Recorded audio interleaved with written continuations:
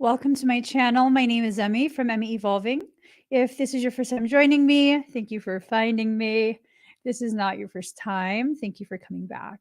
So, okay. I'm going to be doing a reading for you guys. I asked what this reading is going to be about, and what I heard is love is in the air and you're breathing it all in. So go ahead and inhale that. Go ahead and inhale that. Just breathe it in. Breathe it in. Enjoy that air. Okay. All right. So a lot of decks are wanting to be used. Happy New Year, by the way, to everyone. All right. I need to take some of these decks out. I don't want to use all of this. I had pulled too many. There. Okay. All right. Here goes, guys. Here goes. Okay. So I'm going to pull some cards. I'm going to try and make this as quick as possible. Y'all know that's not going to be quick. I don't make moves that quick. If I do, I'm not going to tell you what the moves I'm making. All right. Just got to shuffle a little bit. So this clearly is looking and sounding like some type of love reading. Y'all know how I feel about that. I feel no kind of way. So, you know, let's go ahead and see where this love reading is going to take us. Love readings can apply to people who are single and also to people who are already in a relationship. Maybe there's some shifting that's occurring. You know what I'm saying? Maybe there's like this ripening of the love that you share with someone, and it's taking everything to a whole nother level of awareness of their place in your life. Maybe there's a need to let go and shift into a different coexistence with a specific someone. Or maybe for some of us, we've approached a period where it's time for us to kind of move forward and let go, right? So that makes me kind of feel bad for some people.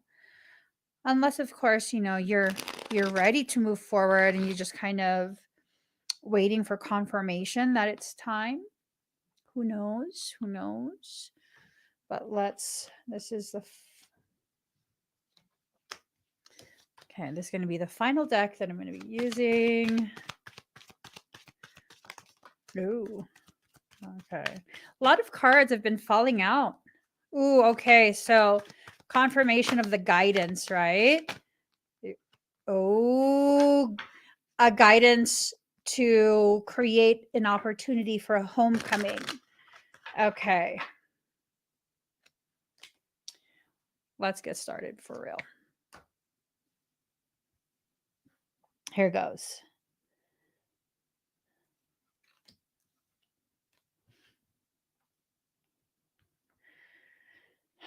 Oh, Melba, your daughter's always talking shit to you. I don't know why you let her. All right. Here goes, guys. Here goes. So again, guidance, right? We're being guided into this space of needing to be very aware of what situations you're entering into. It's really up to you how you want to address this period. Thank you, Carl. It's really up to you how you want to address this period. If you want to allow yourself to, again, you know, keep continuing specific cycles. Mama said thanks, because that's the truth, right? It is the truth. I used to be all butthurt, like, why are people treating Melba this way. And now I'm like, listen, Melba, do her thing.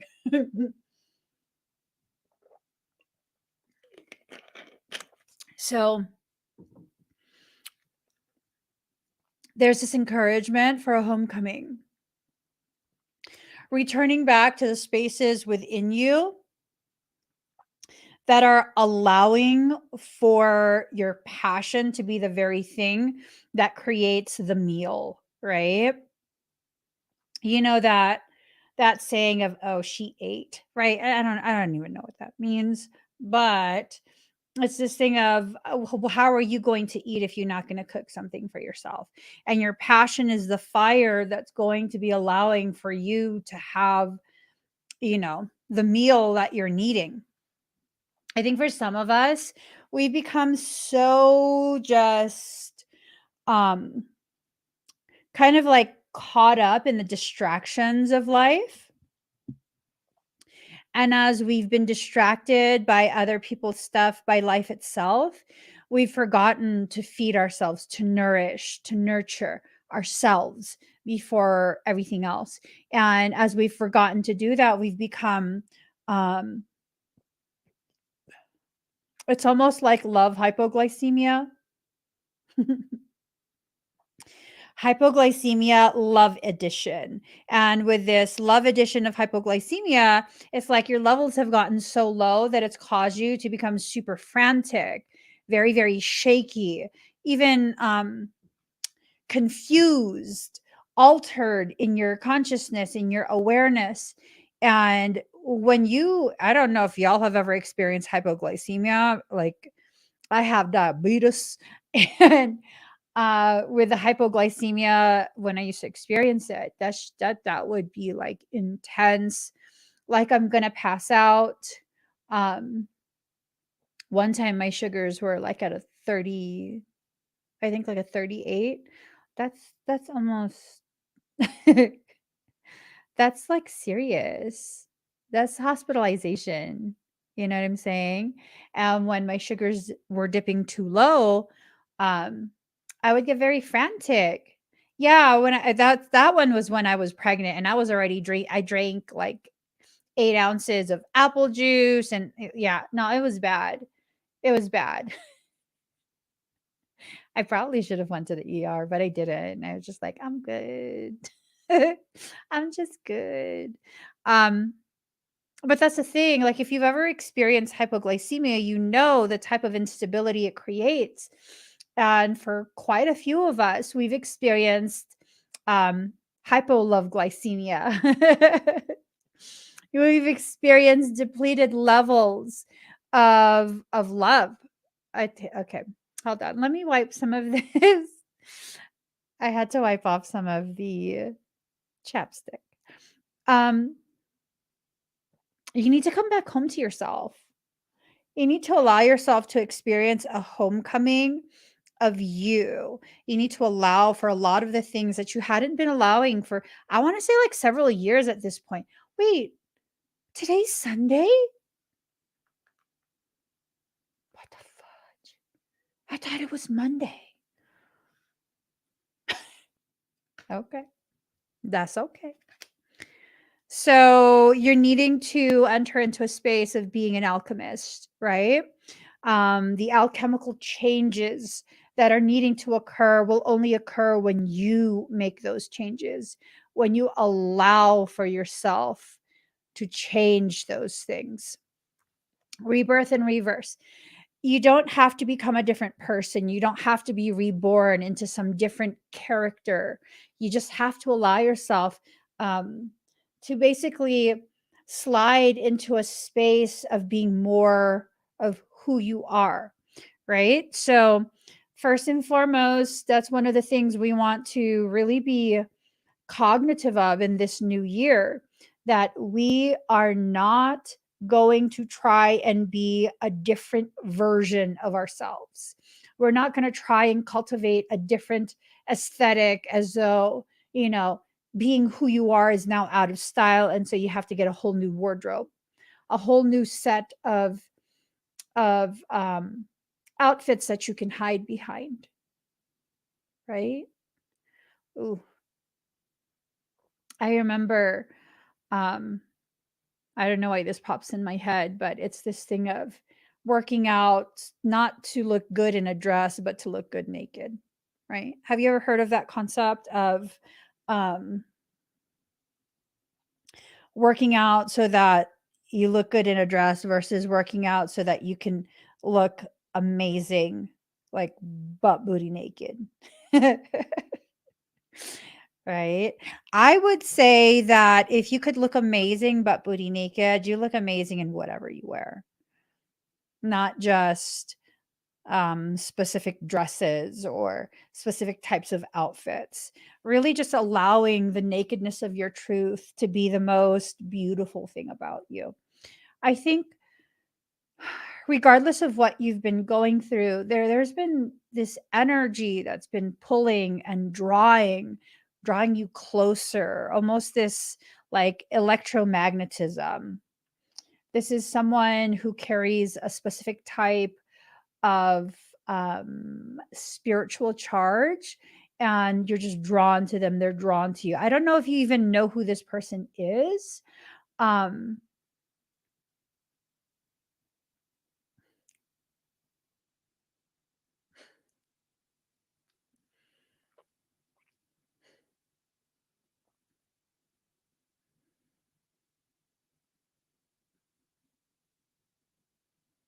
your mom has a pretty face. Hold up. I want to be the one to ban you. Let's see.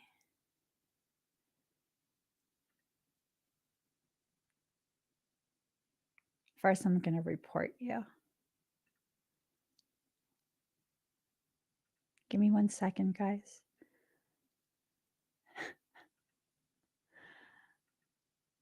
I'm going to report every single one of your comments. Keep commenting.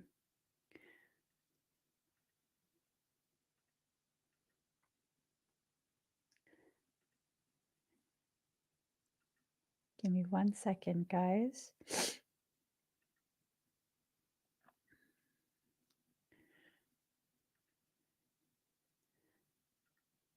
Okay. Hold on. Report it all.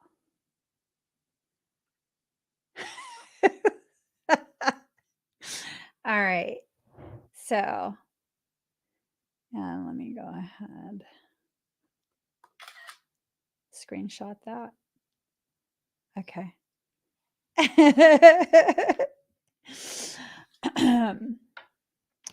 We're going to give you a wicked case of jock itch on your diseased penis.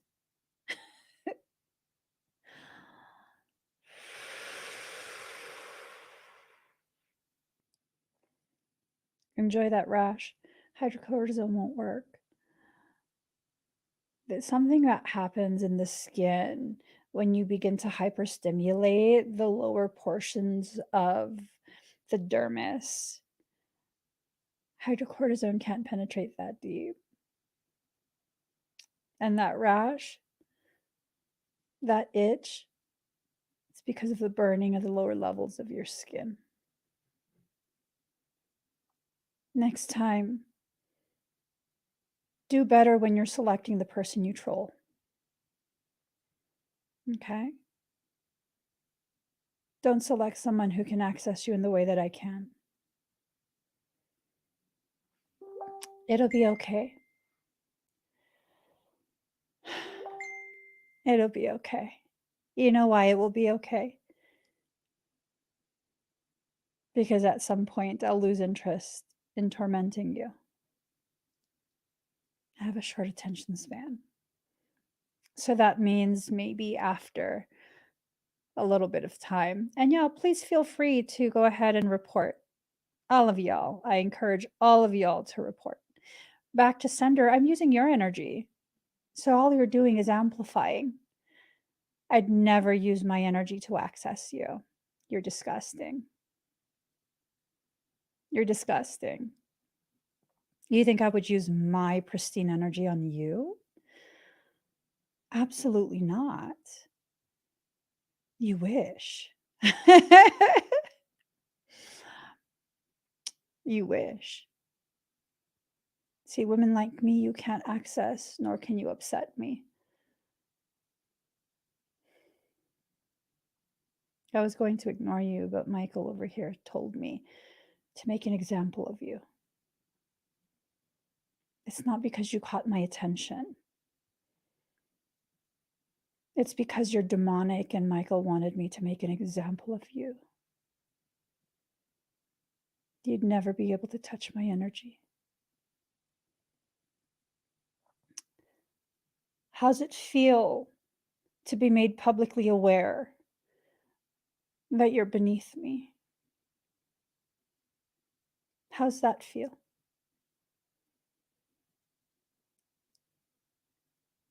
How's it feel to be a public laughing stock because you tried the wrong one?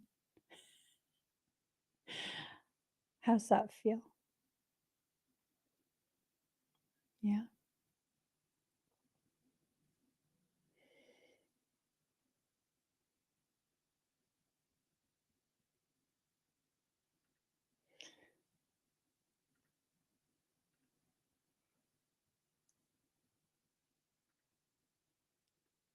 Hold on, guys.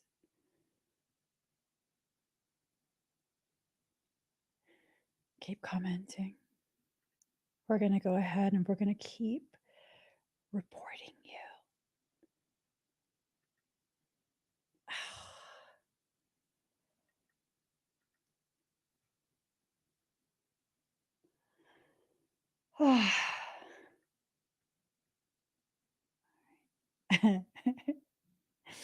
How's it feel to know my husband and I are both laughing at you publicly? How's that feel? I'm not intimidated by you. Whatever you think you can do, I promise you. It's toddler's play compared to what you'll receive. Ladies, don't ever let a shriveled dick who is unworthy of your time shake you from your center. Your shit stinks too. You have to retract the foreskin to clean it. You have a lot of disease. A lot of disease.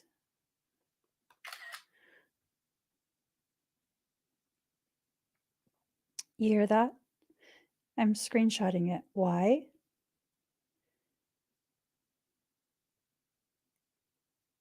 You don't need to know. You don't need to know. It's okay for us to exist within our space of sovereignty. It's okay for us to go ahead and choose to address things that need to be addressed. And no, we are not cultivating a space where just because you are publicly visible, just because I am publicly visible, that I have to tolerate, silently tolerate small dick energy, small diseased dick energy. I'm just saying. I got balls bigger than yours. You're dismissed. Anywho, concealment, allowing yourself to stop concealing the greatness that you are. Baby boo, you got to let yourself really just be experienced in your most authentic state. What does that mean? Not being afraid to speak your mind, not being afraid to establish boundaries, not being afraid of who you are, not being afraid of letting things end, right? Don't be scared of that.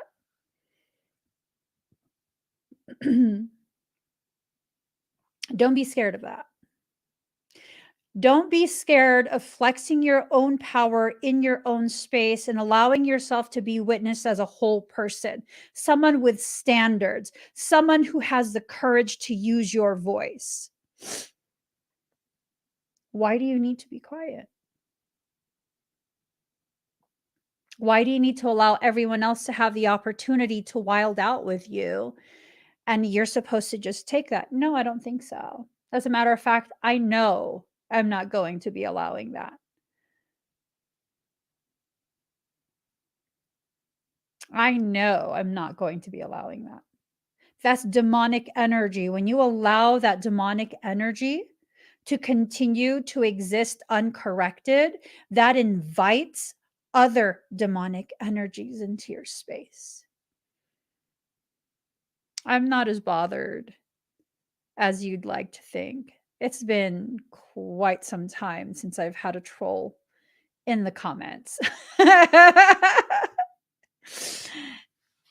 So I'll tell you guys, I'll share with you guys what Michael said that I was like, okay.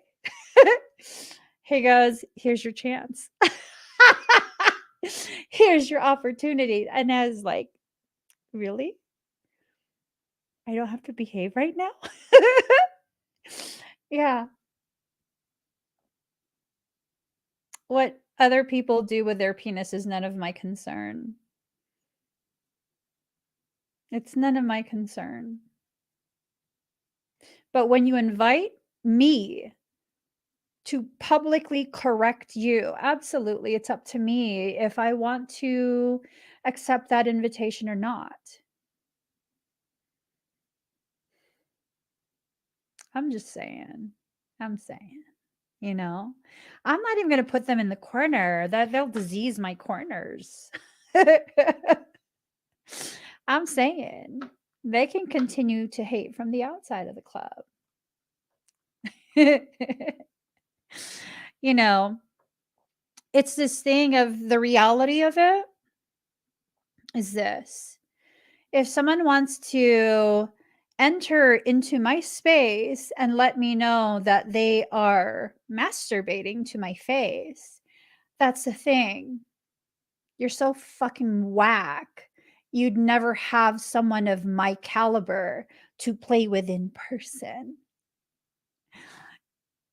You don't even realize what you're admitting to. You're by yourself. You're bragging that you are by yourself and needing to take care of yourself in that way. That's sad. That's tragic. Because anyone that comes across you wants nothing to do with you. That's sad. Don't even realize that, huh? You weren't expecting me to point out the obvious?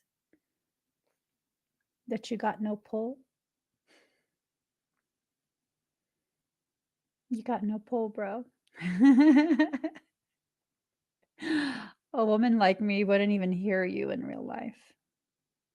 Why? You're so far beneath. You're worse than a bottom. Yeah. You're not very intelligent, too. If I were you, I would have waited and watched to see if this Asian girl is submissive. You calculated wrong. I'm the type of Asian that would make an amazing dominatrix. I'd have your ass rocking in a corner in a fetal position. Yeah. You didn't know?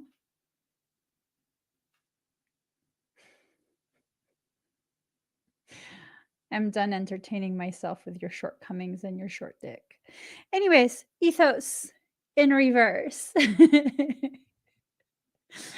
You got to exit out of the spaces that are upside down perceptions, upside down mindsets that allow you to continue to think that this like blatant display of lack of intelligence and lack of girth, in addition to lack of length and penile health, is okay. It's not okay behavior. It's not okay to exist in that environment. I'm saying. I found that men who have healthy penises don't flaunt them. It's always the ones that have diseased penises that talk about their penis to anyone and everyone who will listen. I'm not even joking. I'm not even joking. Anywho, prosperity, you're going to be prosperous in this process of allowing love into your life, right? Really just letting that love enter. Real love, not the kind of love that will give you diseases. Not his kind of love, because that's not love. Um,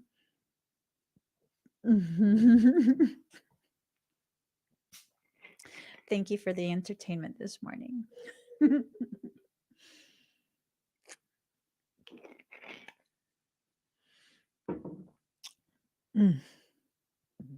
Excuse me.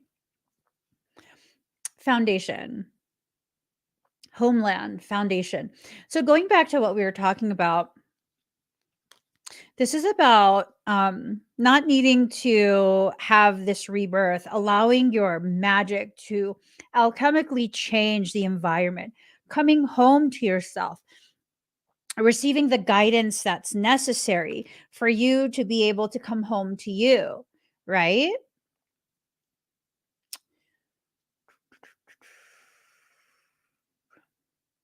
Mm, and someone's mad.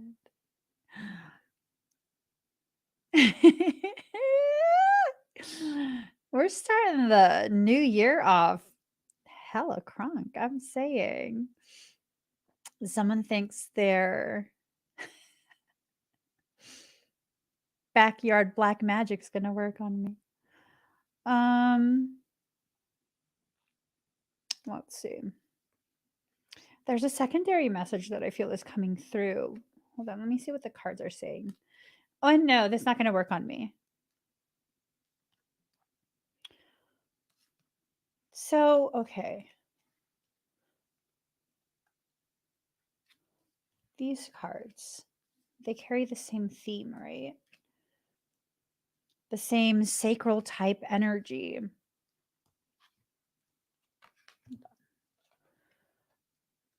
Look at these cards. It's sacral energy that's coming through. So, with the way the colors are presenting, it's sacral, root, and solar plexus. What's the secondary message, though?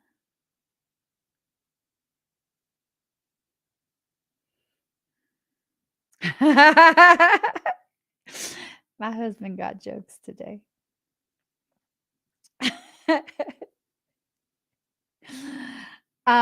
There's a secondary message. Hold on. You so distracted me, honey. You distracted me. You know, it's super distracting. My husband's like been working out tremendously, and he's just this beefcakey ass man at this point. I'm saying, oh my gosh. Anyways, um, I turned him into my home screen. I'll flash it real quick just because, I'll flash it real quick, but I just I'm saying hold on.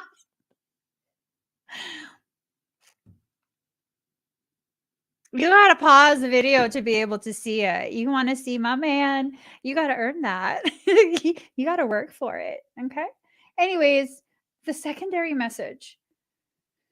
So the lower chakras. Are you talking about infiltration? No, because the boundaries are intact.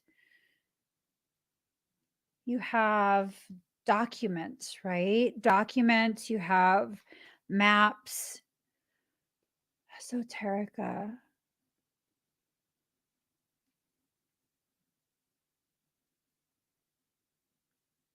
I don't know what the message is. So, okay. Guidance, and then there's reiteration about that guidance. You have the maps and the documents, the scrolls. And then you have the fire that can smelt the metals in order to form the sword and the dagger. But okay, so you have someone who has experienced pain, the injury to the mouth. They've experienced pain because at some point, something they said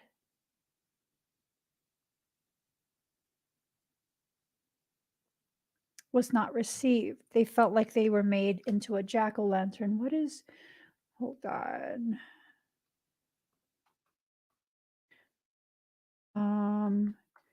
History, jack-o'-lantern.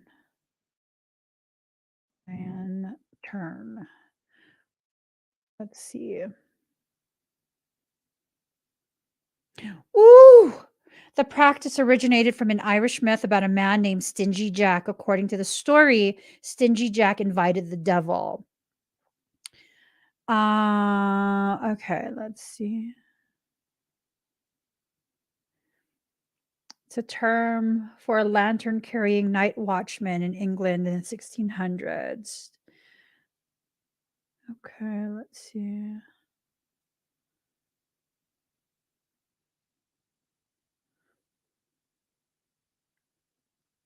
It's about a young blacksmith who made a pact with the devil.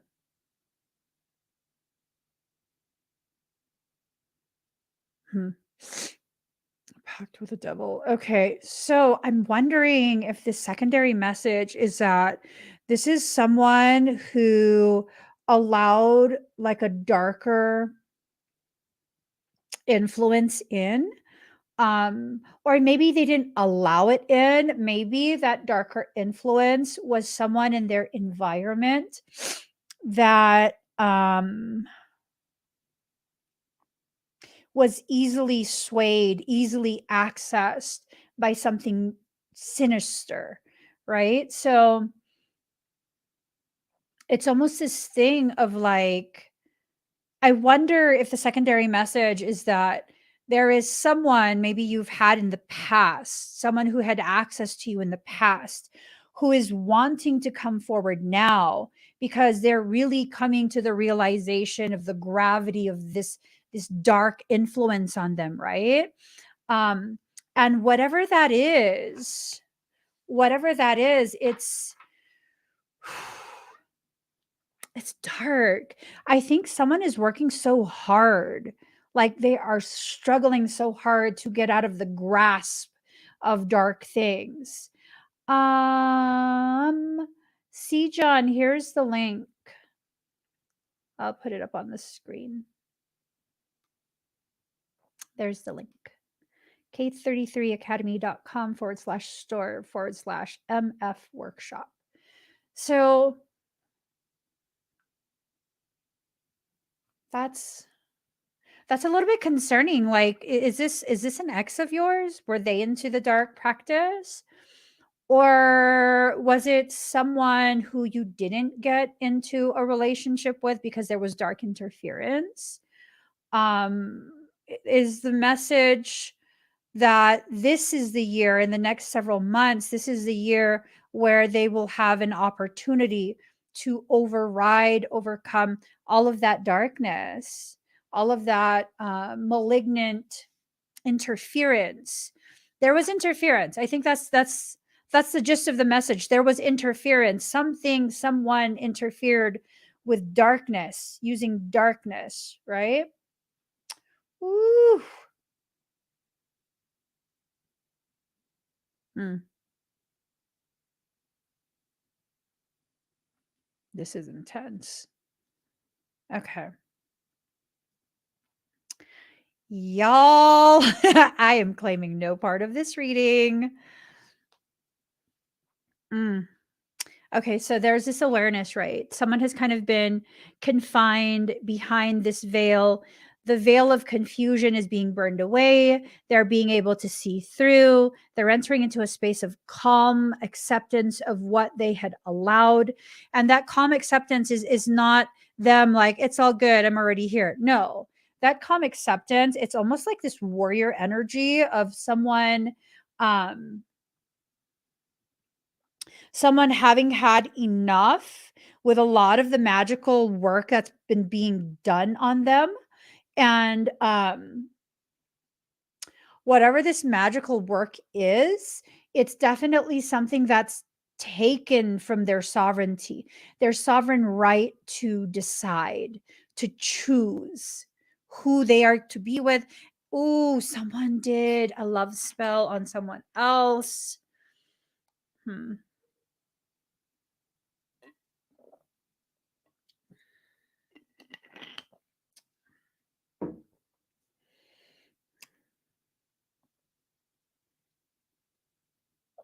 I'm deciding what I should do with this. I'll do expedites today. Today is Sunday. I'll do expedites today. If you feel like you've had a love spell done on you, I think I'm going to offer that. Hold on.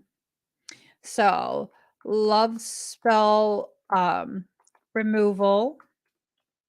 I also do black magic revocation, um, curse removal. I'm sick and tired of people's bullshit, is what it is. Love spell removal, curse removal. What other type of black magic removal do you guys want me to do? I will do that today because fuck these people for real. Now I'm irritated. I wasn't irritated with small dick guy, but this irritates me. This irritates me, okay? This irritates me. So it's almost like this thing of taking away their ability to wish, this existence.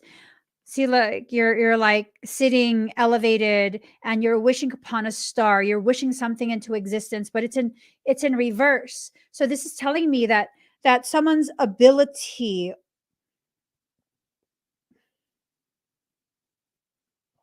to bring their wishes to fruition, um, that was taken away. You know, it was taken away because of the um, modifications to their sovereign right to choose. Frequency weapons? You mean like a shield, Mr. E?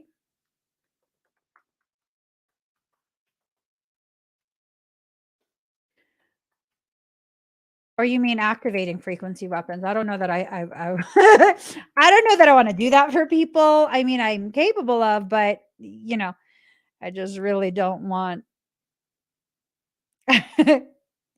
Some people lack the integrity to harness things like that. I don't want to be responsible for that. So this is something, okay, they were placed behind a veil. Their ability to fulfill their wishes was kind of interfered with. This has to do with past life constrictions.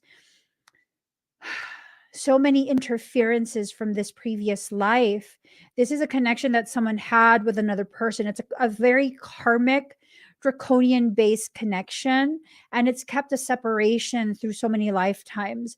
I'm wondering if part of what this is that someone who you've had past life connections with, whenever there was a desire and an attempt for the two of you to finally, reconnect in a lifetime, that was interfered with. I'm feeling like it was.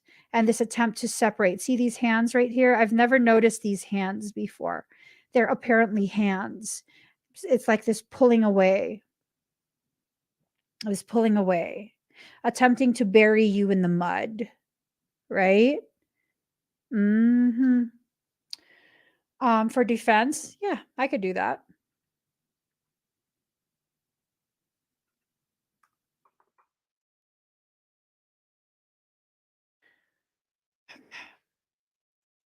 So then we have the thunderbolt in reverse, which is basically the tower in reverse, right? Within the person, they're very upside down within their life right now. Within the person, they're experiencing a deconstruction of their entire externalized life, right? Everything, and they might even have caught an STD. Oh, Lord. That's one hell of a message. They might have even caught some type of something. Um, this is bad. This is bad. There's a falling apart that's happening. The thunderbolts and everything. Hold up.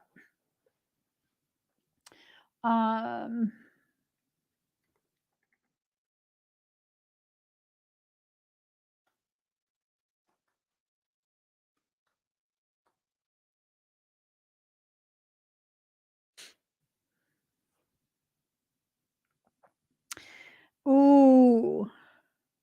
Lightning bolts symbolize the very known God's announcement and revelation to humans. Okay. It symbolized strength, enlightenment, intelligence, intuition. Someone's having all of these intuitive hits, just blip after blip after blip after blip. Don't worry, boo, I'll save you. Okay, hold on. It's a metaphor for human emotions such as fear, reverence, creativity. Let's see. It suggests a shocking event in your near future, possibly a nasty one. It's about a powerful spiritual transformation, indomitable spirit. It can signify the presence of divinity. It can also symbolize danger, the need to change the direction of your life. Let's see. An unconscious state. Very interesting. Very, very, very interesting. It can be Uriel. So for some, if we're going to go with the meaning Uriel, I believe Uriel was the angel that was tasked to stand at the entrance to Eden with a flaming sword. So this is blocking entry. You want me to be a Uriel? I'll block motherfuckers from entering your life. Uriel activation? Absolutely, I could do that for you.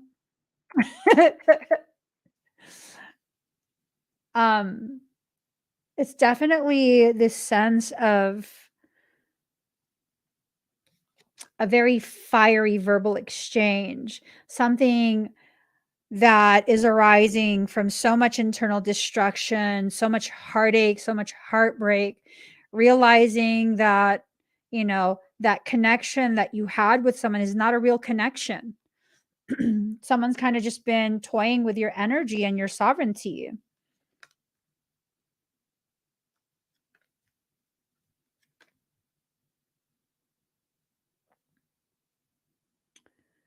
I think this is someone who has definitely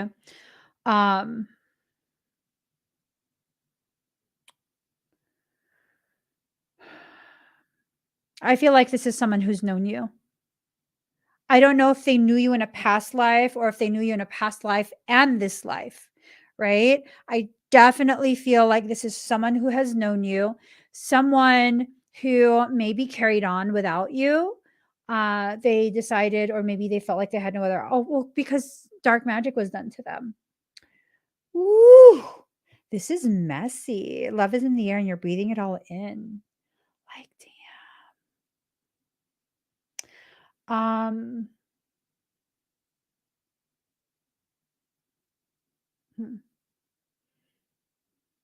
They see you as this ever flexible bamboo, right?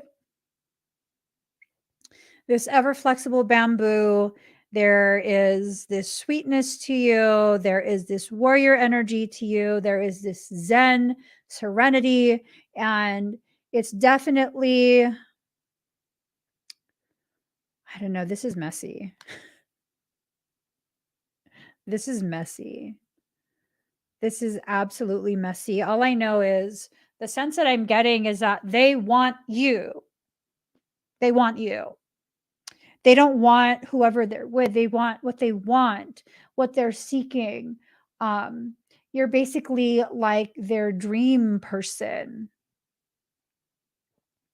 You are a culmination of everything they dreamed of in their perfect partner. Dare I say it? None of that means anything if they're still in a relationship. I'm so serious. None of that means anything if they are still in a relationship. Don't make it messy for yourself. Let them finish off whatever they need to finish off. I absolutely mean that. Don't allow yourself to get sucked into this, because if you do,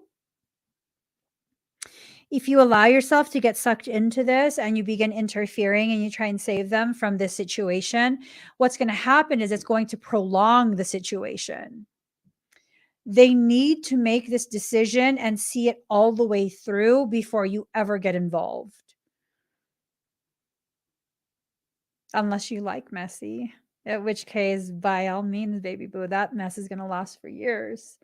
It's going to be messy. It's going to be ridiculously chaotic. A lot of negative influence, negative attention is going to be placed upon you.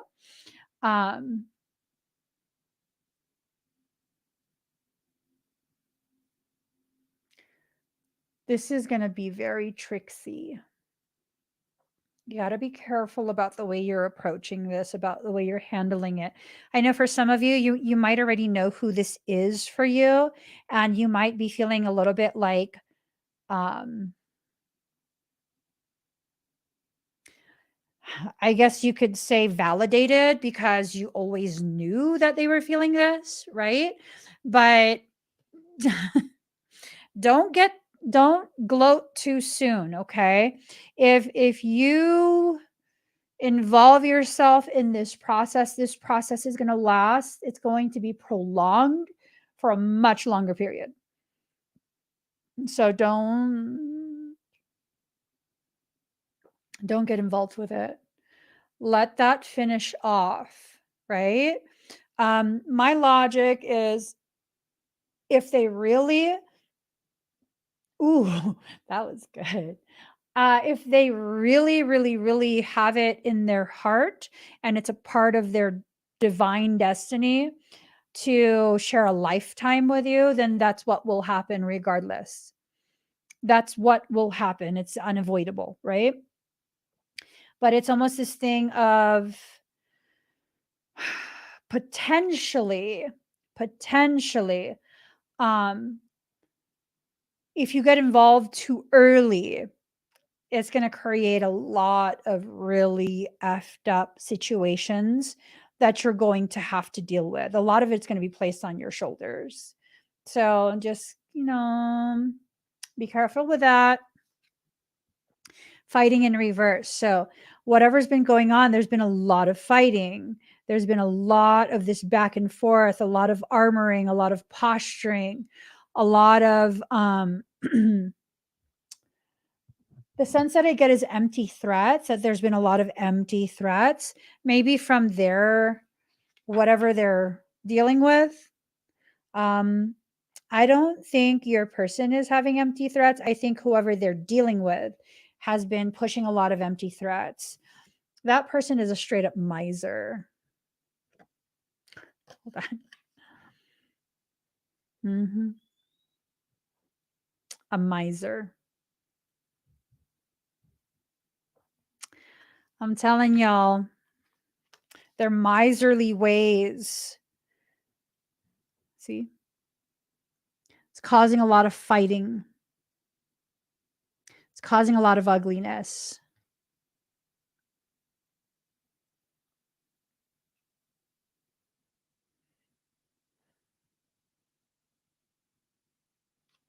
That's because there's this dark presence in the background. There's all of this darkness in the background that's causing tremendous manipulation of how this is playing out. So,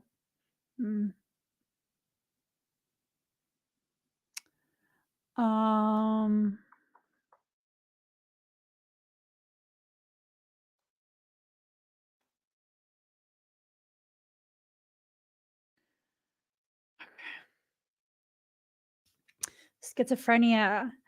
That person who is getting more and more agitated, more and more pumped to leave, they're being gaslit into this space of thinking that they are mentally ill, mentally unstable by this person, this miser. So that's messy. That's definitely messy. Moment to moment, living moment to moment, not knowing exactly what to do with the situation that they're in. Do you want to be involved in this?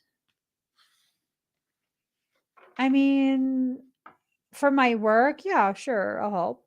For personal life, like, uh, I don't know about that. Like I'm really not. I'm not keen on being involved in that type of like what the. It's a lot. It's a lot for you to deal with. All right. So, all right. Whatever that is, it's coming to an end. It's been coming to an end. This is like every other reading. You guys, is this the same person that you guys have been dealing with? I know you're not carrying this into 2023.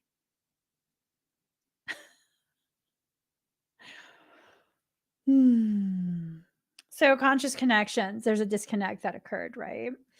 That disconnect, this person is still trying to play the role, looking everyone in their eyes, trying to like, no, we're good, we're dressed in love, we have this house over our heads, while their person is like looking at the Pisces.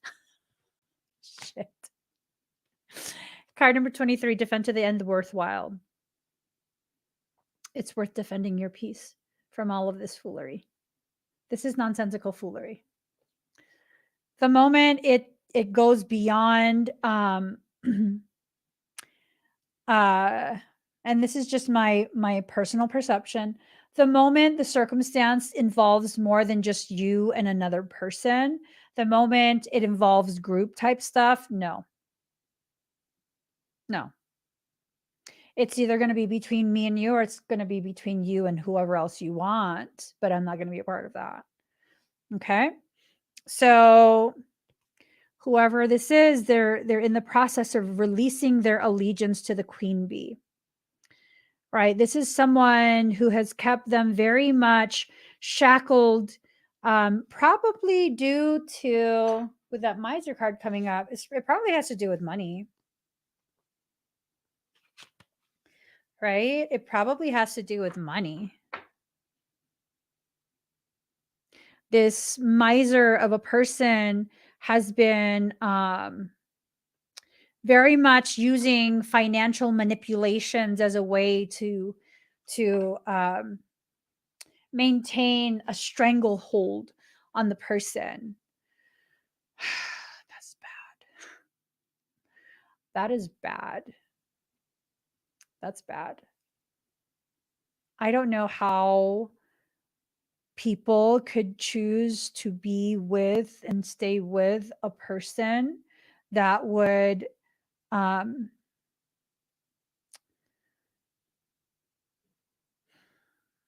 yeah, I trying to control someone is a deal breaker. That's an absolute deal breaker. It's a deal breaker for real. I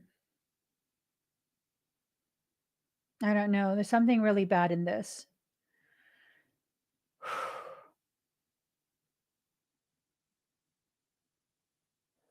See, eyes closed, eyes closed, eyes closed, eyes closed, eyes closed. This is someone who's struggling through what they're struggling through because they don't want to actually see the reality of what they are being forced to struggle through.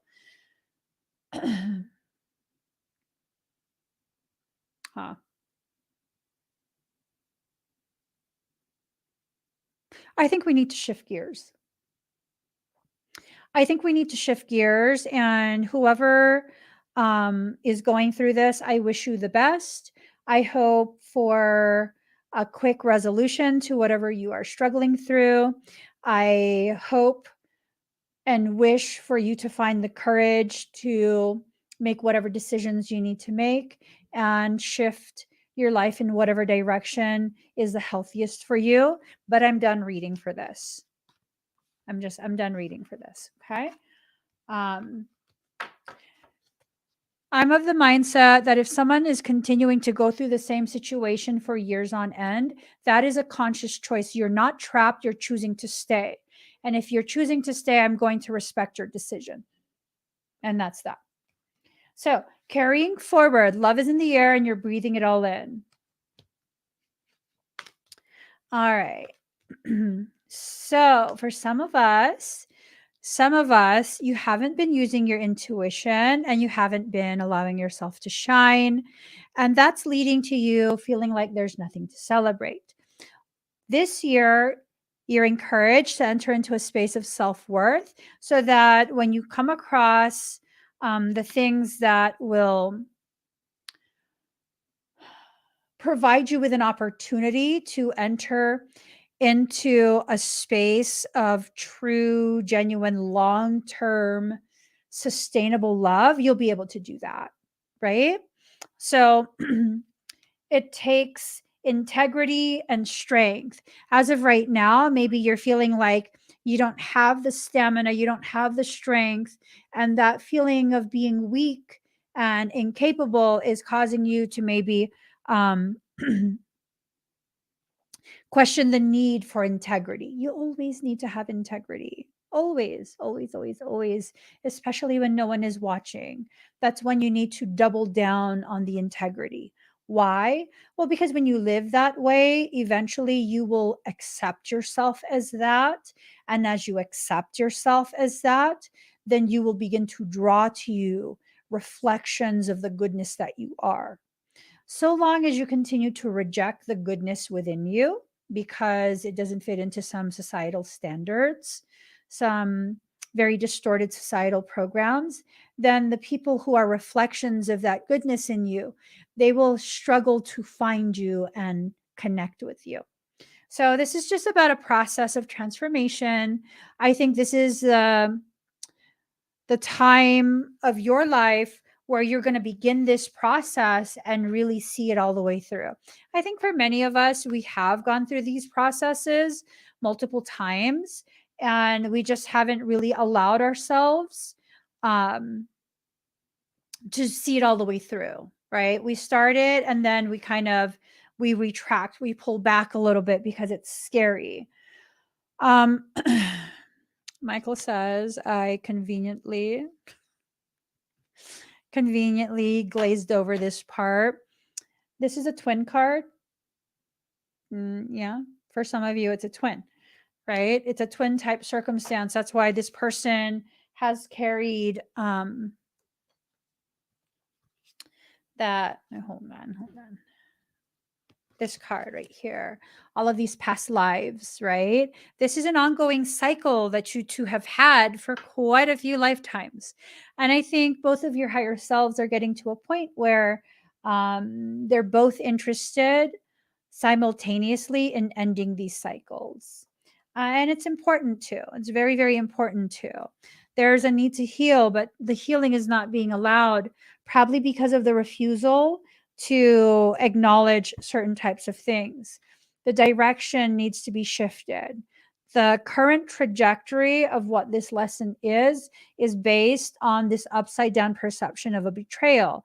I don't know that there was a betrayal. If someone is making decisions that you feel has betrayed you, but their decisions are rooted in some type of dark magical work that's been done to them unknowingly, how is that a betrayal?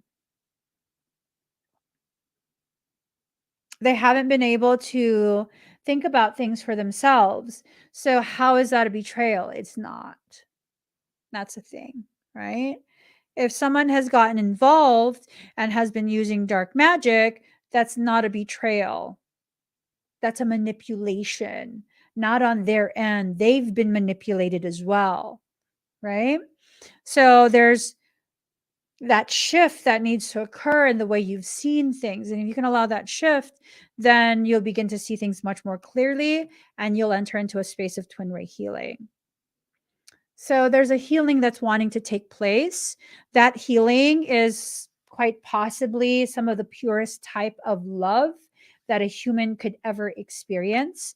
Not that you are healing them, but that you are using your strength and your courage to hold a space so profound that they can finally begin healing themselves.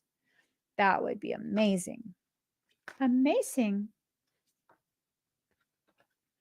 All right. So you are heavily protected through this. This process, you are heavily protected. Look at this, right? You are heavily, heavily, heavily protected. Allow yourself to experience the things that you need to experience so that you can shift the way you perceive things. Remember the warrior again, right? Warrior spirit in reverse. The fighting has to stop. The bickering back and forth between the souls, between the distorted perceptions, it has to stop. There is a love that is like this love charge that's accumulating in the air, and whatever that charge is, it can be used to fuel very profound processes. You just have to allow for it. Galactic heritage in reverse. That's telling me this is a human process. This is not um this is not something that's just going to happen energy wise, consciousness wise. It's a full on human process as well. And so what's going to be happening is going to be felt. It's going to be witnessed and lived through in real life. So for some of you, this can result in someone from your past coming forward, and Mercury retrograde is upon us. With that, yeah, usually Mercury will bring people from your past back up to your present. So you have Mercury retrograde, and this whole concept of someone from your past is going to be coming forward, probably to seek resolution for distortions from the past, right? It's going to be okay. Abundance and cycles. You're entering into a cycle of abundance. You got to utilize this period to really, really generate as much abundance in all its forms as possible. That includes love, tangible love, not just spiritual love, not just spiritual acceptance and things like that, but actual tangible love where you feel super supported by creation. Change, sigil. Change is not something you can control. It's not something that you can kind of like, okay, this is how it's going to change. You can't necessarily pre-plan for it. I mean, you can, but it might not happen in the way that you plan.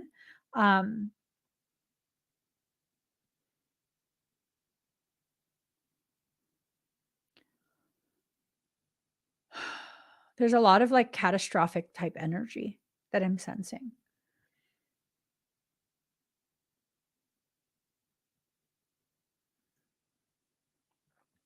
That catastrophic type energy.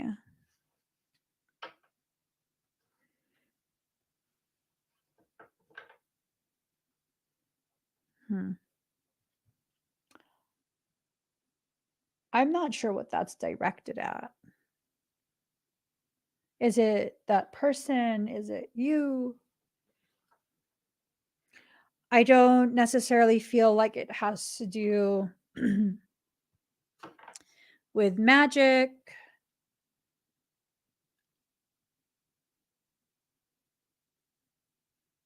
Oh, and something pops in my head. You guys, there's a lot of people who talk about on social media, and they talk about like all you have to do is return to sender. No, that's a lie. That's a lie. It's like this thing of like a subpoena, right? If you're going to be served a legal document, once you sign for it, you've signed for it. You can't just be like, oh, return to sender. I'm not going to open it. It's not for me. Return to sender. That's not how it works. Right? So you're going to have to know how to not accept these packets of malignancy to begin with. Because the moment you receive it, it's there. So you got to be careful with that.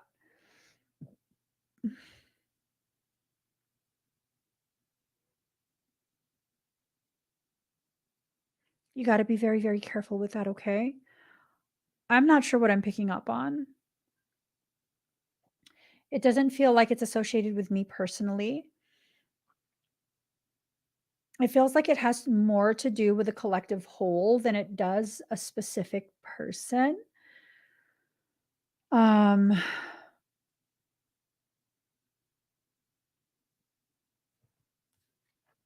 Make sure your ability to judge, your ability to discern, is intact, okay?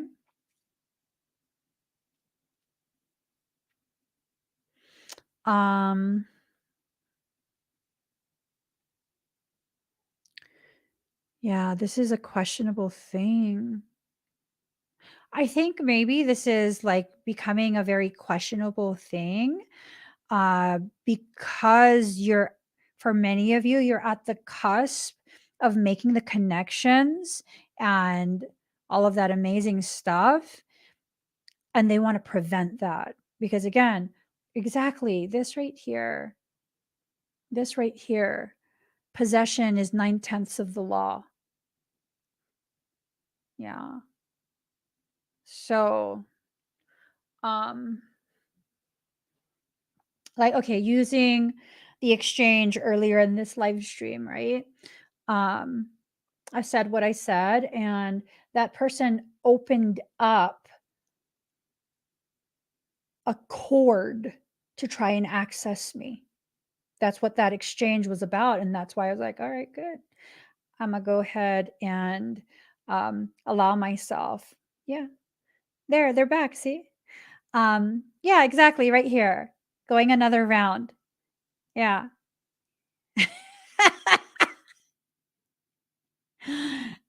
So, what I was going to explain is that type of thing, it opens up a cord, it opens up a direct pathway into your space. There's no returning to sender. You've already received the energy when you open the cord because you're fucking stupid. That person, not you guys. So that's the thing, if you are allowing yourself to have these exchanges, you better be the dominant one in that exchange. Because really, if you don't know how to work energy, and let me tell you, my system, it supersedes, it overrides human magical processes.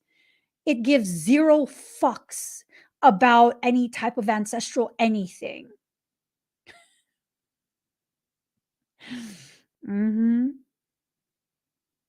So when you allow yourself to receive something, it's right there. You hear bozo music too. I mean, I'm saying they already have the bozo hair.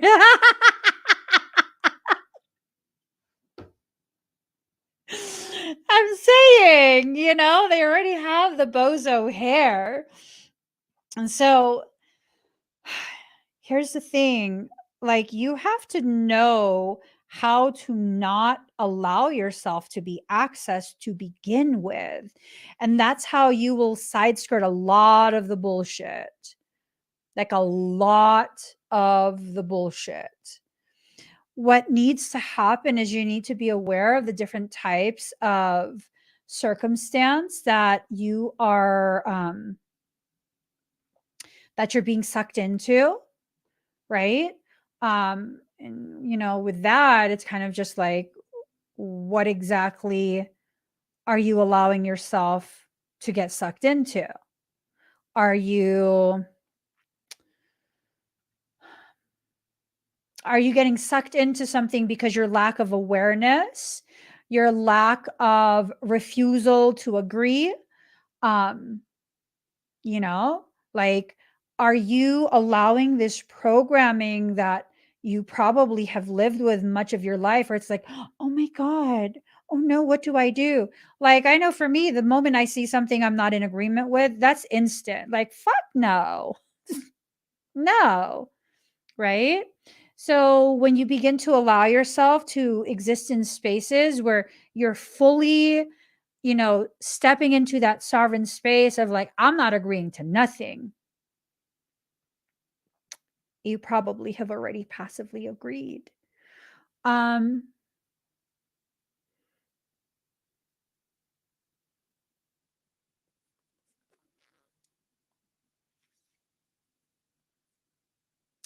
there's just a lot of like questionable energy, like super questionable energy. Um, and maybe some of the questionable energy that is sifting through my outer fields of awareness is because all of the things that have settled into the lower levels of your spaces, there's a lot of agitation going on and it's being allowed to rise back up to the surface, and maybe that's what I'm picking up on. You have to allow yourself to really cultivate this ability to judge, because judgment is a component of discernment. Let go of that societal programming of like, you can't be judgmental. No, they're teaching you to be a fucking doormat. Don't do that.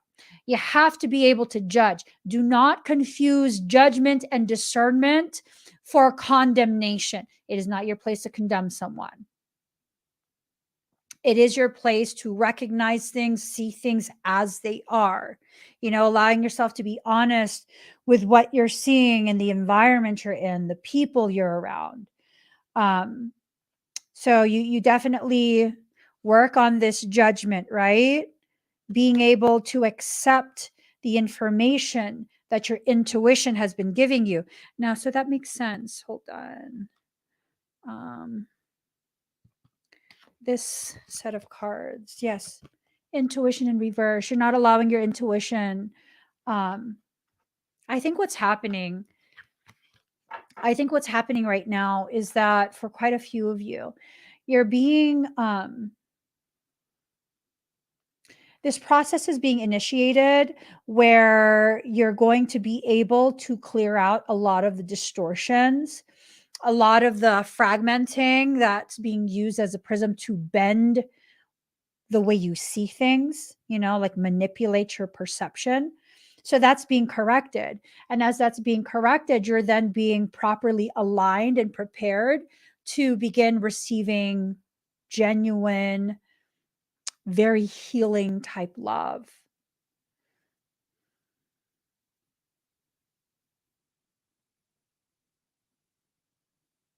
Do you know how upside down our societies are? For many of us, we can go to a marshland or a swamp and smell that air and be like, this is so disgusting. It stinks. And then with that same breath, be sprayed with perfume. And perfumes are endocrine disruptors. They are air pollution, environmental toxins. And we'll smell that and we'll be like, oh my God, it smells so good. Hmm. So now you have to begin really allowing yourself, um, really allowing yourself to understand what is good for you, what is not good for you, right? Really allowing your standards to shift. And as you shift, really allowing that shift to bring you closer to whoever is your home. Ooh, 1111. Hmm.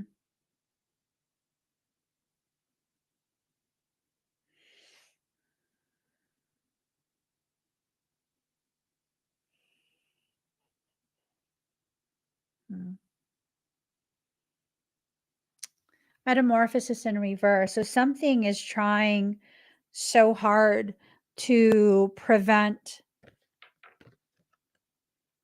that catalytic change It's trying so hard to interfere with that, to prevent it, to keep you from climbing higher in your understanding of yourself, your life, your purpose, your divinity, your personal power, your grace for self. I think for many of us, whatever this love is that's in the air, whether it's a person, whether it's a circumstance, whether it's a purging of the things that are toxic, it's definitely carrying with it the potentiality to completely alter the way you love yourself, to return you back to a space of being able to actually, genuinely love yourself. So that's something you have to be aware of, right? Culmination of a vision. See, you're seeing love, and this is a culmination of what love actually is. It's one of the things that I learned from my husband, and he has helped me to learn so much about myself and about life and about other people without trying to. And part of the reason he helps me to learn is just because he's just him, right? There's you're going to get who he is. He's just him. And the thing is that um, his presence has allowed me to see with much more clarity the ways in which I greatly hinder my ability to expand my awareness of my place within my life and other people's lives. He is helping me still to really recognize that sometimes it's the most uncomfortable things that you really should allow yourself to be fully present for, because those are the parts of your journey where you're being allowed to learn so much about yourself. Does a caterpillar know what process they're in as they begin to build a chrysalis around themselves? I think for many of us, we've entered into a space where we're self isolating. We're not really letting people know what process we're in within our journey. We are hiding the truth of who we are. We're very uncomfortable with the way we feel about ourselves. And, that's like the caterpillar being so full, having consumed so much that they are now wrapping themselves in their own secretions. And as that becomes solidified, as it becomes hard, because a chrysalis is actually hard, um, they kind of feel like they're going dormant and losing themselves. And in some ways, they actually are losing themselves. They're losing that existence as a caterpillar. But do they know this? No, they don't know this.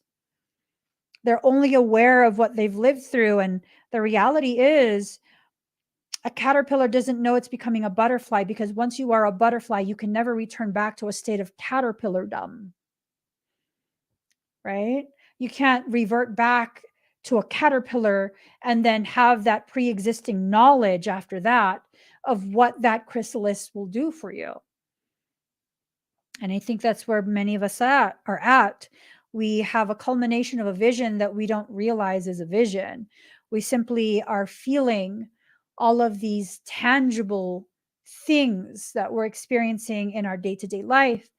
And as we experience these tangible things, um, we then begin to have a very distorted perception of, like, oh, it's because this bad thing and that bad thing, when in reality, it's not a bad thing.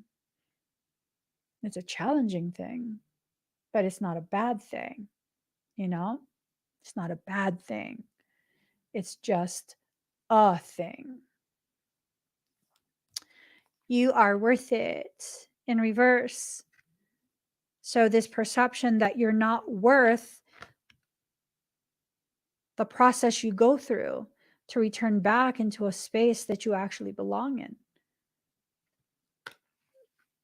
I think it's a space of love, right? I think it's this space of love. And, looking at this image closer, you have the boat there, and then you have the boat there. You're not stranded on that island. You just choose to stay there. But Emmy, I can't swim. Well, then you better make sure you don't fall out of that boat.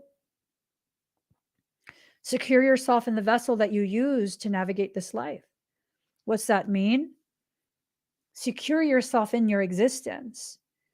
Allow yourself to experience a depth of stability within your life that you probably haven't experienced ever or in a long time.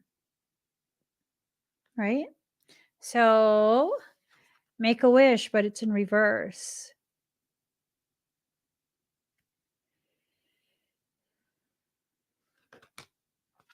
Have you ever pulled up dandelions? These little like puffy things? There's some cultures that believe that when you pull that up and you blow on it, and all of those very ethereal looking seed bundles gets released into the air, that you're releasing your wishes into creation. That's how you can experience some wish fulfillment, right? But here's the thing, you have to exhale onto it with intention, with force. That means it has to be intentional. You're not just breathing regularly. You have to blow on it, right? So, what am I trying to get at? Well, speaking things into existence is something that requires your intentional use of your exhale. You can still manage to figure out a way to verbally communicate with your lips missing, with your tongue missing, with part of your jaw missing, right? You can still figure out some way to communicate. But can you even make a sound if you cannot exhale? No, you cannot. So this is about using intentionally the letting go of the breath you've been holding in and speaking with passion, with conviction, the very things you want to bring to fruition.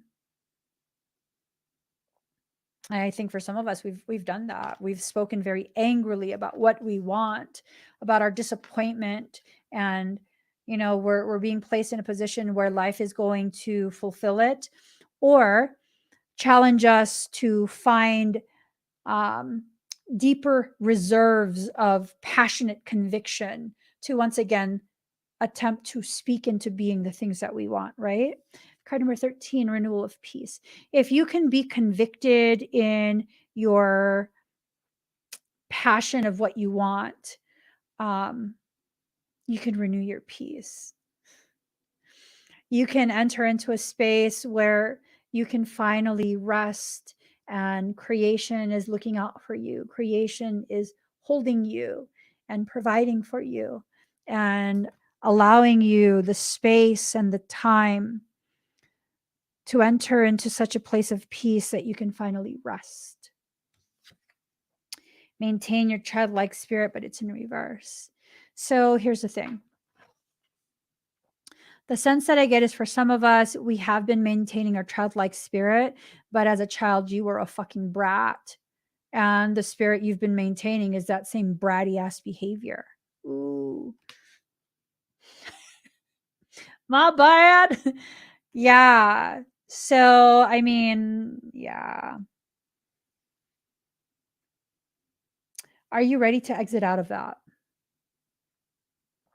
Maintaining your childlike spirit is not about remaining in that toxic space that you existed in when you were a child, where no one could tell you nothing. You're going to do what you're going to do. And if you don't get your way, you're going to whine and complain and cry and have a tantrum. And there's no consequences for any of your behaviors. Like, no. I am a very loving mother, and I try my best to be as patient as possible. But when I become aware that my chosen parenting um, method or parenting reaction is creating further instability or creating the potentiality to further an instability or enable the continuation, you best believe shit's changing real fast. because I will never willingly allow myself to enable behaviors and mindsets that will one day cripple my children. No, no, no, no, no, no. I would rather have them upset with me short term and know that I am doing my part to ensure their success, their peace long term as an adult. I would much rather they be angry with me and disappointed with me for a few minutes, a few hours. Like, but no, we're not going to let that shit ride. Nope. Nope. No. And no, my kids are not allowed to speak to me disrespectfully. They're allowed to tell me they disagree. They're allowed to share their opinions. They're allowed to get mad at me if they want. But you're not going to call me out of my name. You're not going to be dismissive. You're not going to be disrespectful in your communication. So that's the thing. I mean, what type of childhood are you maintaining? What type of standard are you bringing into your adulthood? Because for some of us, our sense of brokenness was enabled, coddled by our parents, right? Are you bringing that forward with you? I didn't have the luxury of any of that as a child. I didn't have the luxury of any of that. I didn't have the luxury of feeling supported, feeling protected, feeling like someone has my back or my side or any of that. If I couldn't learn something for homework, I was on my own. There was no asking anyone. Like, and I better figure that the fuck out because if I don't get straight A's, I'm gonna get my ass beat. Welcome to Asian childhoods. So yeah, no.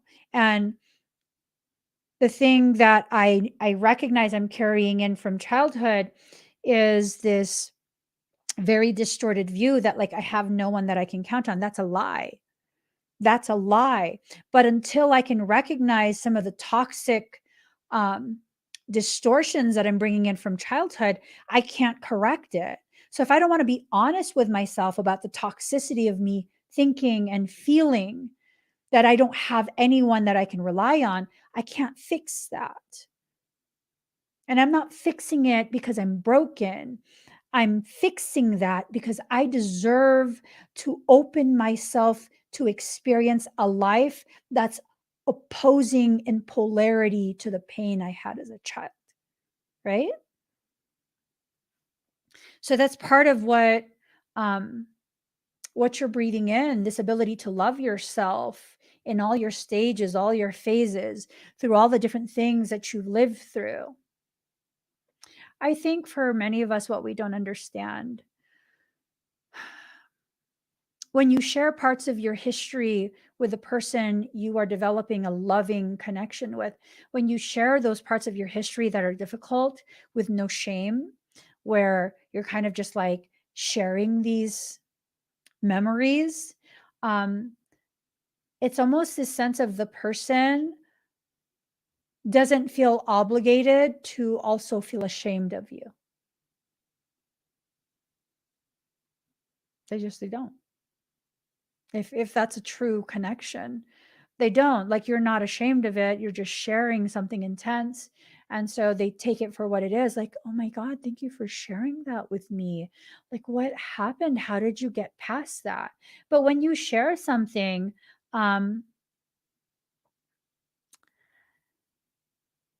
and you're waiting for someone to be ashamed of you, you're waiting for them to be disgusted by you, to be revolted by what you lived through, the part of your history, then it kind of opens you up to this space of potentially encouraging them to see you in that way, right? I've had several people that I've worked with over the years who have a history of very extreme, very, very extreme hardship through their younger life. Like extreme, really, really bad stuff. And it was this very powerful experience I had with them, because as they shared the things that they lived through in their private session, they weren't apologetic about it. It was like the sharing of the things that were coming up, and they didn't share it in an apologetic way. It was just like, this was the hardship. I think that's what you're picking up on, and I think I'm ready to heal it. And it was like, ooh, that is so powerful. That is so powerful. To be able to simply just recognize you're in the process of finally being strong enough to address that, right? How many of you have shared something in the comments of my live streams where, you know, you've never really shared that with anyone before in your in real life existence, and you're sharing it here, and you don't feel vilified because you don't feel apologetic that you went through that. You're just like, this is the community where I can just be me and I don't have to be ashamed. And yes, I went through the same thing that you just went through. And I just want to, you know, validate you as I validate myself, and let you know you're not alone. I experienced that too. And it becomes this really powerful thing. It becomes a very, very powerful experience, even for the people who have experienced the same thing, but don't have the courage yet to share in the comments, right? And no, you don't have to share things in the comments if you don't feel comfortable sharing things in the comments. What I'm saying is, when you do, and you lack the apology for being who you are, you'll notice no one else is waiting for you to apologize for being who you are. I feel like we live in environments that are mirrors of our internal circumstance. Our environments are external projections of an internal struggle. And when you allow yourself to really recognize where you are within your journey, you'll begin to recognize your environment sees you as you are and loves it. That you are accepted, you are loved, you are valuable, you are recognized, acknowledged, heard, witnessed. It's beautiful, beautiful, beautiful. Ideal course of action. So, for many of us, we've been led to think and feel that the ideal course of action will lead us to this palace, this mansion. We're going to, you know, do what we can to become rich and yada, yada, yada. When in reality, that ideal course of action was perpetrated by draconian programs. And these draconian programs that keep your personal power bound up, confined, that prevent you from being able to hear and turn your attention to the things that are actually the most important, right?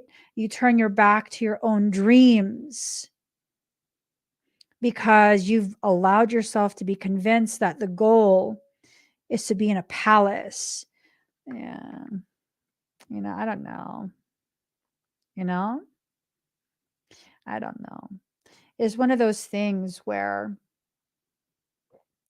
you really just allow yourself to understand that there are certain things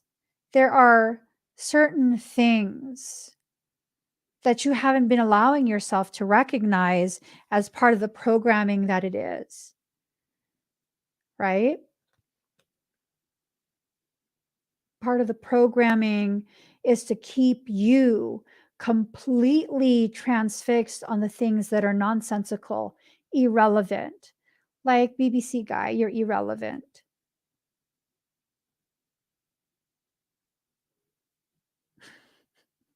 You are. You're irrelevant. How does it feel to know that everything carried on without you, and no one really cares what you have to say in my comments? I'll continue to live stream. You're going to burn up all of your troll accounts, and I'm still not going to give a shit what you say in the comments. How does that feel?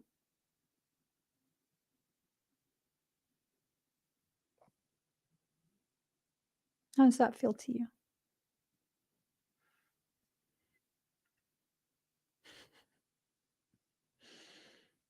People are funny these days.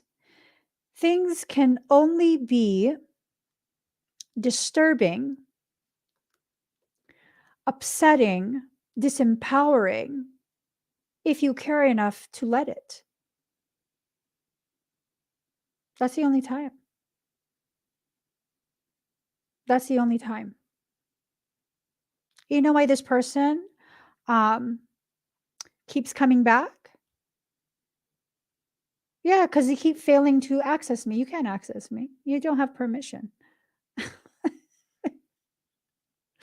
Yeah, that's all you have to say. You're not even intelligent enough to come up with something quirky, something intelligent, to really get under my skin. You lack the level of intelligence to be on the level I exist on.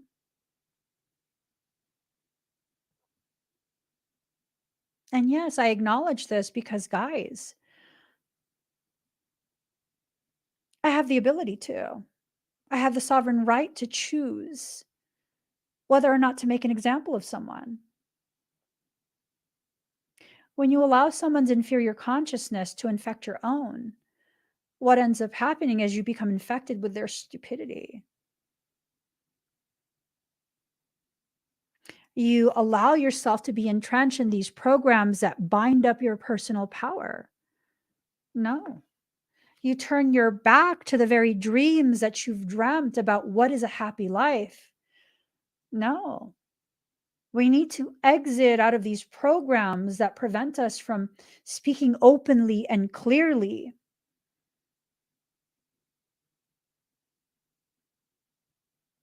I'm not giving up my right and my capacity to clearly communicate my boundaries.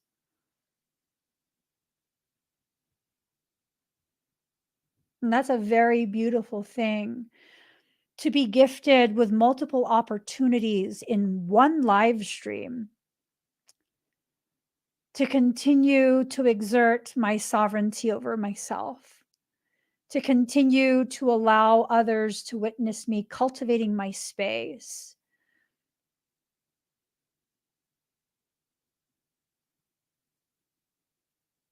To give my husband the opportunity to be my knight in shining armor. I'm sure he's having fun blocking and banning the same person. Use up all your accounts, okay? I've dealt with worse. I've dealt with worse. So, ideal course of action is a course of action that takes you closer to your center, takes you closer to yourself. And whatever it is that you're seeking in someone else, I feel strongly it's the very thing that you are being asked by your soul to accept within yourself. But it's scary. It's very, very scary. Very, very scary for some people, right? Um, I think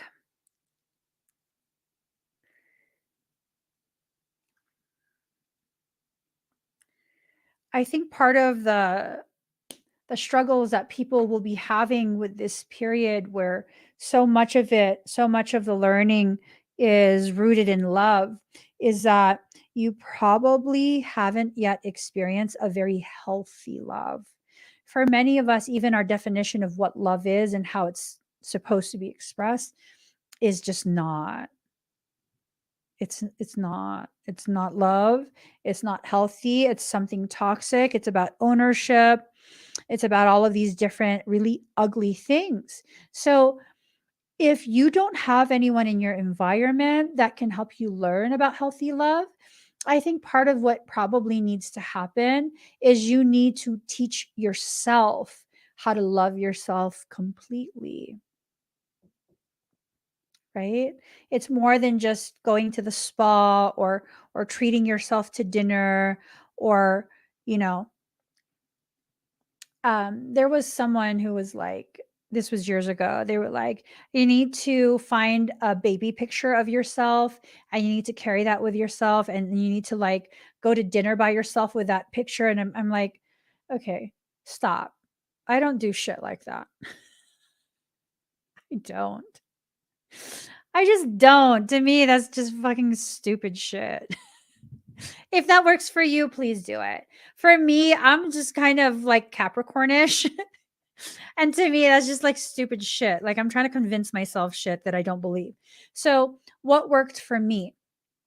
Um, First, allowing myself to feel the things that I refuse to feel, letting myself feel angry about the betrayals that I've experienced, that I've lived through, and making sure that those betrayals that I live through and the emotions that are a result of it don't stay with me for too long. Right? I'm not going to give myself a week to feel that. I'm going to let myself have a good cry about that as it comes up. And as I feel better when I cry, I'm going to say, okay, I feel better now. So now that's done. And if that needs to be rehashed a couple weeks from now, I will rehash it a couple weeks from now. Um, I don't like to go to dinner by myself because, first off, I'm already socially awkward. And if I go to dinner by myself, that simply just triggers me. So, what would I do? Well, I don't like to be in public alone. So maybe I'll cook a food that I really, really enjoy, and maybe no one else wants to eat it. That's fine. I will make that food for me and I will love it. And I will sit in my kitchen in the privacy of my home and just enjoy that or enjoy eating that as I watch a movie that I wanted to watch. Right? I mean, you don't have to make this process like a public spectacle so that others can see you. You don't have to wear it as a badge of honor of like you're spiritual, everyone else is not because they can't have dinner by themselves. Like some people can have dinner by themselves and it's all good for them. That's good. I love that. But like let's be honest here. When you're already very uncomfortable in your existence and you're eating by yourself and looking even more uncomfortable because now you're looking around to see who's looking at you and you're wondering if they think that you're what, a loser? Like that's not healing you. That's not healing you. Trying to force yourself to believe that you are something that you feel deep in your heart you are not is not going to heal you. It's going to further fuck up your perception of who you are. I absolutely very lovingly accept the fact that I'm socially awkward. I'm awkward as fuck. It's not a bad thing. It adds to my charm, right? Yeah, no, it's not unheard of for me to have a conversation with someone and I realize I've taken the conversation to a place that, oh, that's awkward. And I will stop what I'm saying and be like, you know what, I'm so sorry. I should have probably told you before I started talking. I'm so awkward. Sometimes I talk about things that are weird, right? I promise you, I'm not malignant. So we could either keep talking or you could walk away. I totally won't hold it against you. Remember, I'm awkward. Part of me wants to walk away right now, but I don't want to offend you and make you feel like you're the problem. I know I'm the issue. It's okay. Did you want to keep talking? That's not unheard of. It's not. It's not unheard of for me to be included in a conversation in real life, and I'm really intense. I am a very intense person in real life. I'm not talking about like I'm going to be screaming at you. I'm talking about the conversations go to a depth that most people don't typically feel comfortable with. And I have a tendency to not even ease people into the water. I have a tendency to tie a rock to them and throw them into the deep end. And then I realize they're like, and I'm like, was that too much? It was too much, huh? Sorry. My calibration button is broken. I just I'll stop. I'll stop. It was too much. No, no, no, no, no, no, no. Don't feel sorry. It was too much. I have a habit of doing this. Um, I'm just gonna stop. Some people enjoy it. Some people are just like, and then they're all like weirded out and freaked out. It's okay. It's okay. Yeah. One of my BFFs, the day that I decided like this, that one right there, that one, that's gonna be a lifelong BFF. Like, I don't care what I gotta do. You gotta be in my life forever. We were in a group chat and she says, well, yeah, no, I mean, you totally just blurt shit out because it's like nothing to you. But now everyone's freaking out. But you're not because it's not scary to you, but it's fucking scary to everyone else. And I was like, that right there, that honesty. And it wasn't accusatory. It was just a declaration of what just happened. Because I do that. I'd be like, oh my God, so someone's literally trying to kill you with black magic? Like, no, I see it all over your heart. They're trying to damage your heart and they're trying to give you cancer. But no, don't worry about it. You can totally undo that. And the person's like, and I'm like, are you okay? Did I say too much? Was that too intense? That wasn't too intense, right? No, I mean, it's just because they're possessed by something demonic. That's the only reason. Don't worry about it. And it's too much. To me, it's kind of just like, yeah, no, well, no, they're possessed. And that's why they're doing that. And, we can undo it. It's fine.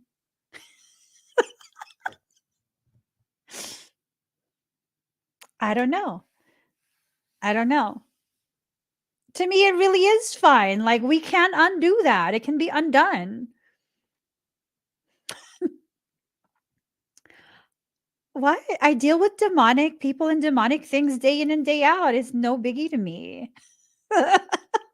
It's not scary to me. I'm just like, no, don't worry about it. They're weak anyways. Card number 5, clear out the old, but it's in reverse. So it's this thing of holding on to the old stuff because the old stuff is what gives you the gravity you think you need. In reality, you're not designed to live with that density of that gravity. It's compressing you. And that compression is leading to further distortions of who you think you are, your height, your stature, where you belong, right? I think the love that you're seeking is a love that's a reflection of what you want to receive from yourself, but you're afraid to. You're afraid to because you've still been listening to the programs, the recordings from earlier in life, from people who didn't have the capacity to understand you. They didn't have the ability, the know how to handle someone as gifted as you are. So, you know, that's not for you to carry anymore. That's not your problem. That's not for you to deal with. What you need to deal with is the undoing of the effects their issues had on you. This is a time for you to really fall in love with yourself and fall in love with the life that you've created for yourself. This is a time for you to allow your expansion of your awareness of who you are and where you belong. I think as you do that, the people who belong in your life will gravitate towards you. I think as you go through this very challenging task, because learning to love yourself genuinely, not like Pinterest love, not TikTok love, not Bath and Body Works love, not Lush Bar love. You know what I'm talking about? Like you're buying yourself things and you're slathering chemicals on yourself because that's you're told that's how you love yourself. No. As someone who previously was really, really big on all sorts of like chemical laden toiletries. One of the most loving things that I did for myself was to stop that. I used to spend so much time using these different masks, like skin masks, that are store bought in order to take care of my skin, because that's me loving myself. That's me taking care of myself. It wasn't. That was me infusing myself with more toxins. So what do I do now? Every once in a while, yes, I will make a bentonite clay and turmeric with espresso facial mask, and it will help to draw impurities out. It will help to exfoliate, and it will nourish my skin because of the turmeric.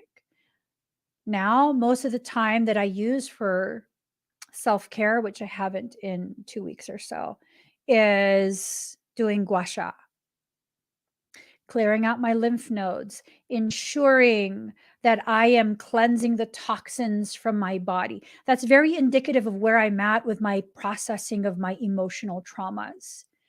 It's no longer good enough to just have the aesthetic of being healthy. Now my focus is on genuinely being healthy in all the ways possible, emotionally, mentally, physically, energetically. Now I'm truly caring for myself.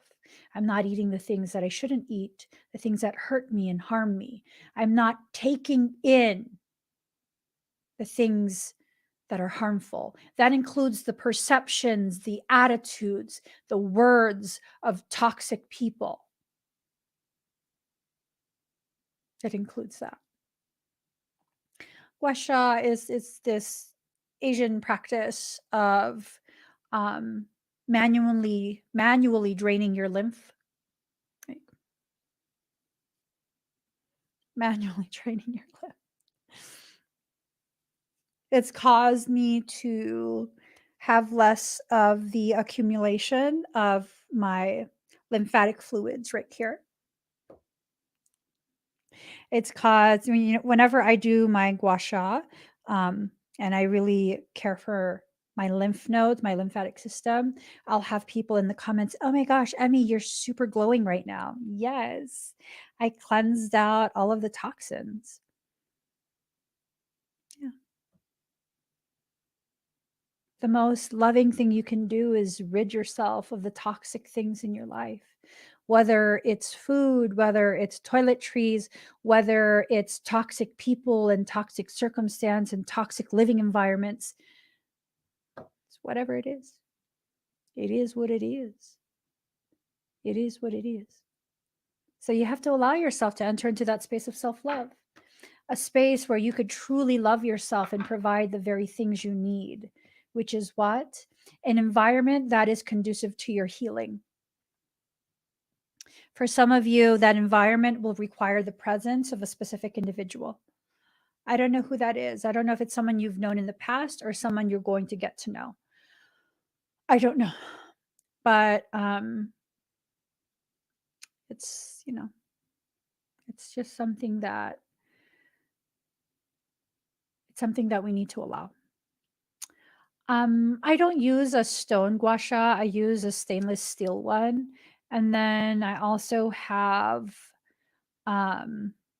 radio frequency type wands that help to vibrate more, and it kind of penetrates a little bit deeper. Sometimes I'll use light therapy because your skin is basically like a solar cell, and certain light waves are calibrated to have certain types of effects.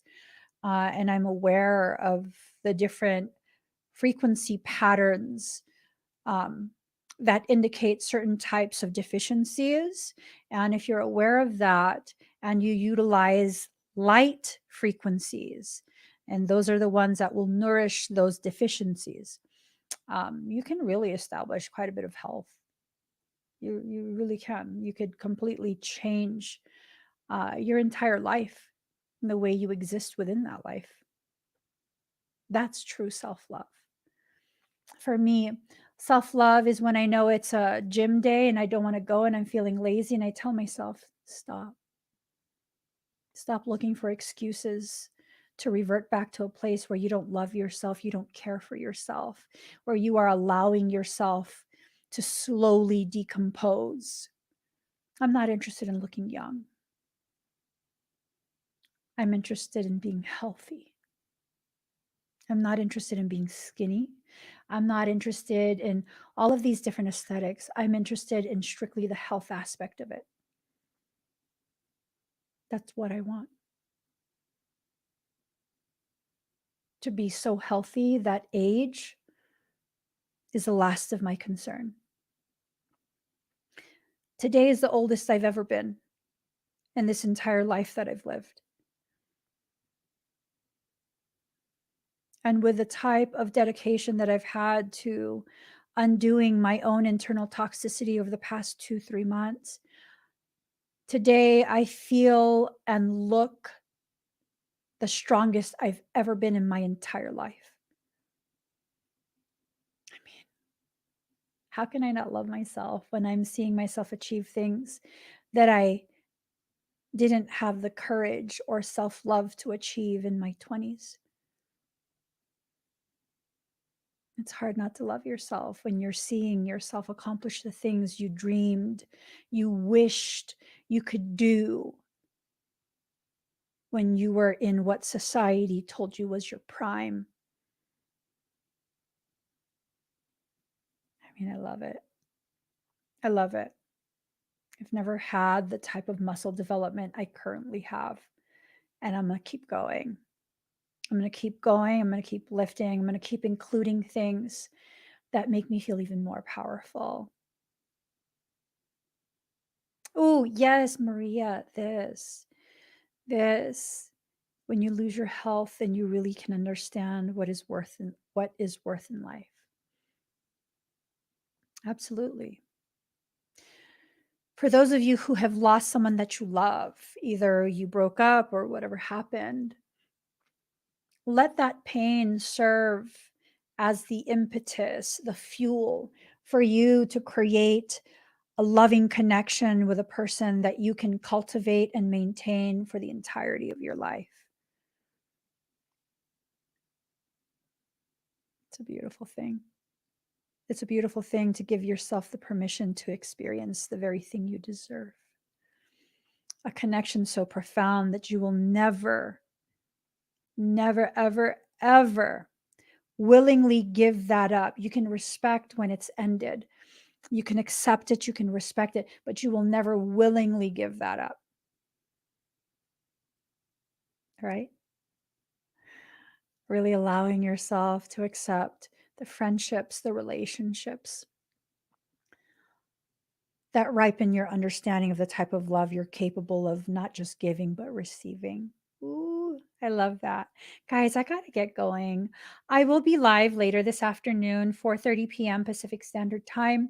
I'm going to be doing expedites. I'm going to be doing a lot of this black magic reversal stuff, love spell removals, curse removals, frequency weapon shield, defensive shield, Uriel activation, which will cock block mofos from entering your field, ancestral magic amplifier. A lot of you who share space with me often are magical as fuck, and you need to begin living like it. You need to begin flexing that. You want to learn how to really tap into your personal power. Thank you, Lindsay. You go ahead and you join me for the Morphogenetic Fundamentals live workshop. The tickets are now available. Go to k33academy.com/store/MF workshop. That is my academy. I teach classes on how to be a badass just like me. Now I'm saying, right. I love y'all. I'll see you again very soon. And I hope that you're having an amazing beginning of your new year. Don't let small dick people, small dick energy taint the way your year is gonna go. I'm feeling good. I'm feeling good. It's probably the kombucha, but I'm feeling good. And I hope you guys feel good as well. And with that, please give this video a thumbs up. If you haven't already subscribed, please do subscribe. Turn on that notification bell. Join me when I'm live. I'll see you again very, very soon. Bye, everyone.